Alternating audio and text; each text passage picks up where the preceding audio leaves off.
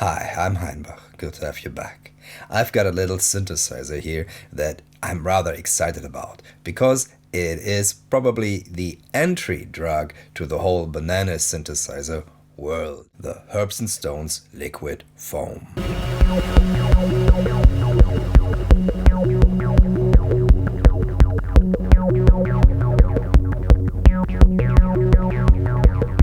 Gianluca, who is the heads and tails of the one-person operation that is Herbs and Stones, sent me the liquid foam to play with. Thank you for that. He describes it as an analog groove box, and due to the openness of the banana patching, I can subscribe to that.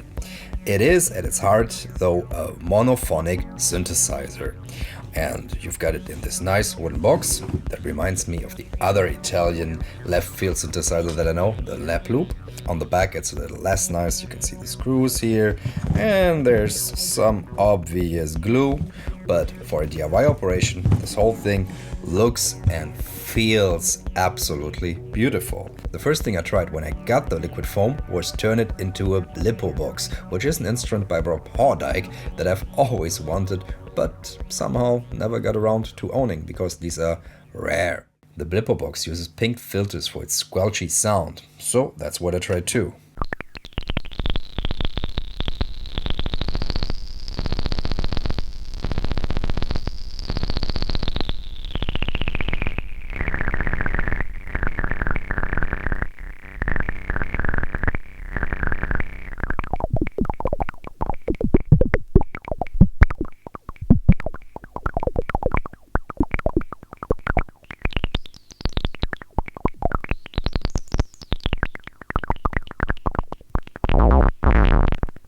Just add a touch of reverb, it feels like you're in liquid foam.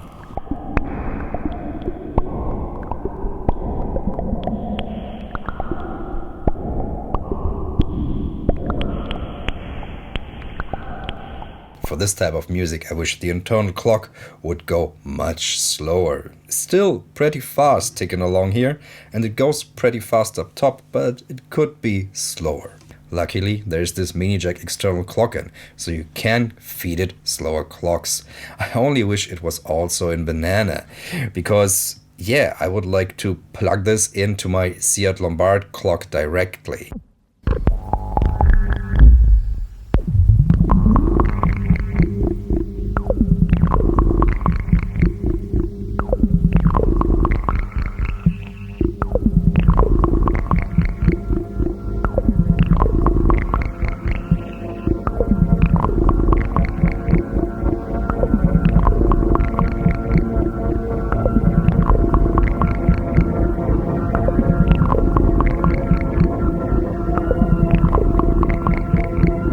The liquid foam puts out positive gates from 0 to 5, and Seat Lombard is, I don't know what the voltage levels are, but best be careful when you interpatch them, especially with something like the plum bitter and the brownouts. While the more experimental tones of this instrument sound beautiful, I feel that's not really what it wants.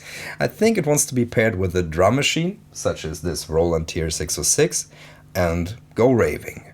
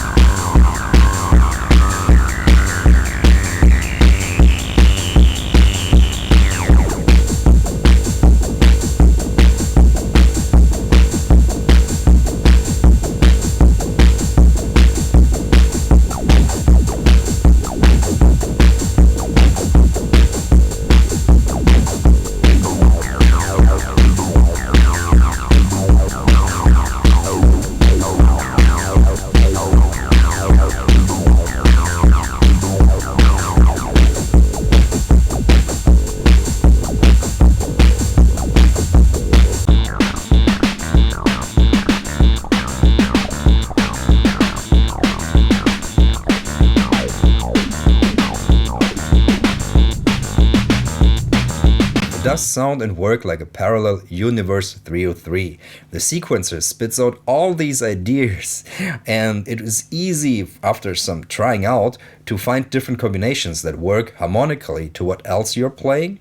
And it's great to get variation by just using the X and Y inputs and slowly and carefully bringing in the right side. The combination of that means you get basically a lot of inspiration out of this. While at the 303 you are programming everything and you are always, okay, this is good, this is not good. This will just give you, yeah, why not try this, why not try this, why not try this? And you get all these patterns and then you can build upon them. The oscillator puts out 3 different waveforms: triangle, saw, and square with variable pulse width. But there's no pulse width modulation. You mix between the waveforms using these 2 knobs.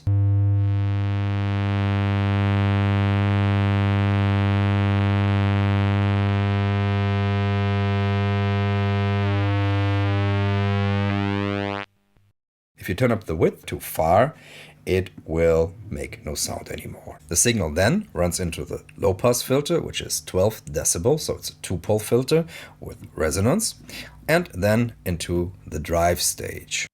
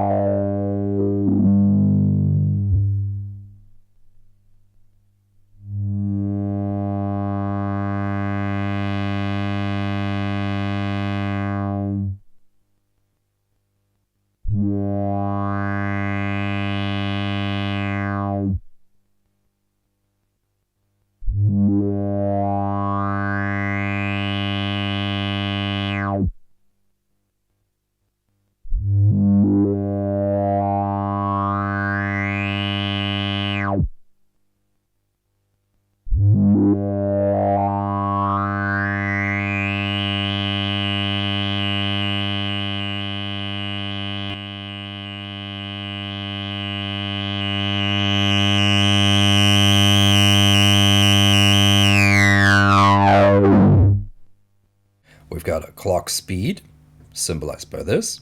We've got a clock output and a clock input. Then we've got an LFO, which is a square wave LFO with rate and width. This is the pitch sequencer, and this is a 3-bit DAC. And you can get up to 7 pitches in here by taking control signals from either the LFO, which has its extra out, or these 2 sequencers. The sequencers are not putting out pitch information, but gates, which the 3-bit DAC will calculate into one of the 7 pitches.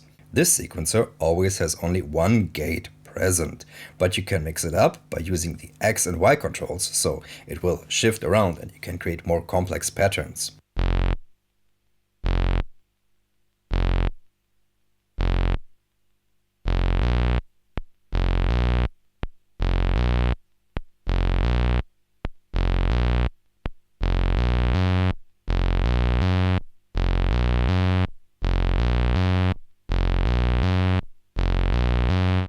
For more unpredictable results, you can stack the gates.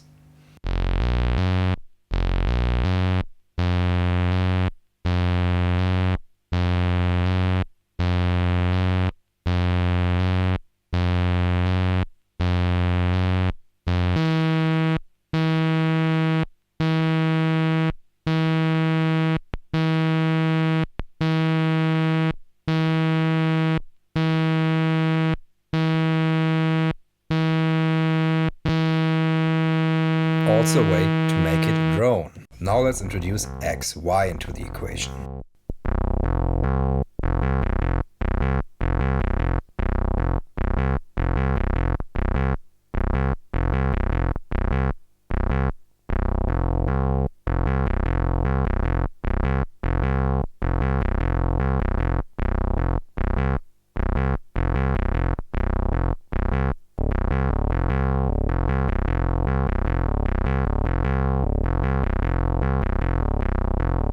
The sequence on the right is a bit more crazy because it takes its information both from the clock speed and from the LFO. There can be more than 1 gate present at the same time because, as you can see, each LED corresponds to one of these banana jacks. And these banana jacks are outputs, and all the ones that have rings around them are inputs.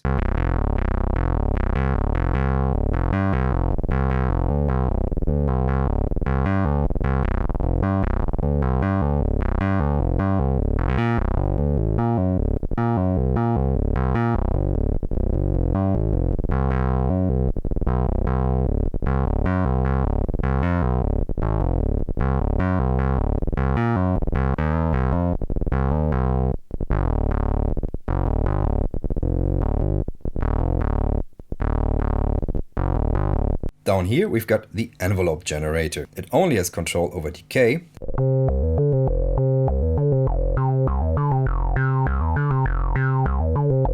But you can inverse it using this in. Here we've got an offset that controls how much of the inverted envelope will go to the frequency of the fantastic sounding low-pass filter. This way you can have more complex envelope shapes on different steps.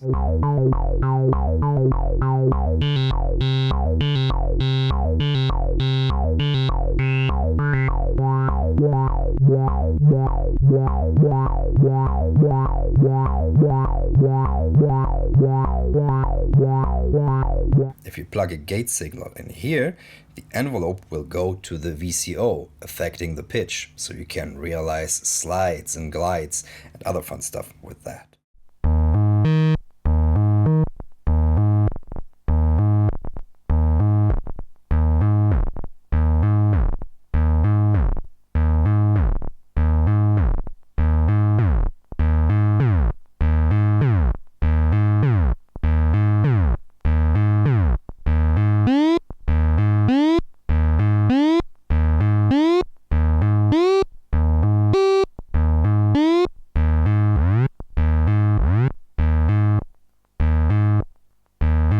There are some oddities with the synthesizer. For example, the clock in.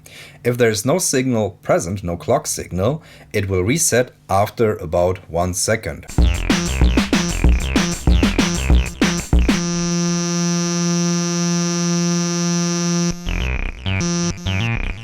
So if you press start and stop like I do on the TR-606, this will go back to its own clock. But of course, you can play with that. There is no output volume, so you're always relying on the mixer, and it does not come included with a power supply. It's a standard Boss style 9-volt supply, which are about 5 to 15 bucks, and usually you might have something lying around like that.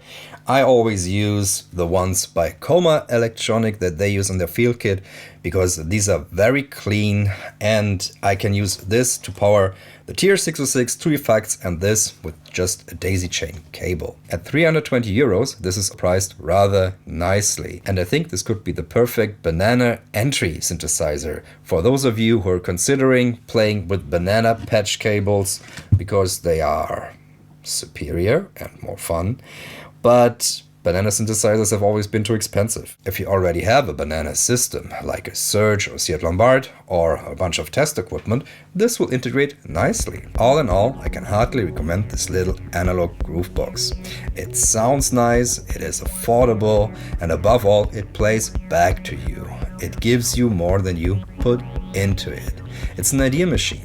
And even if you usually don't have outboard synthesizers, this could be a nice first synthesizer. You could just get a clock signal in here somehow, probably just a pulse that's hot enough from the interface that you have, and then record hours upon hours of all these riffs and sounds and build your tracks around that. I really hope Gianluca sells tons of these machines. We need more of this craziness in the world, and I think he's got the good mind to give us that. If you want to try out if the sound of this fits your setup, I've made a sound pack that is available on my Patreon, as is the music to this episode. If you have any questions, leave in the comments below or visit the subreddit. Thank you all for watching, and see you in the next one.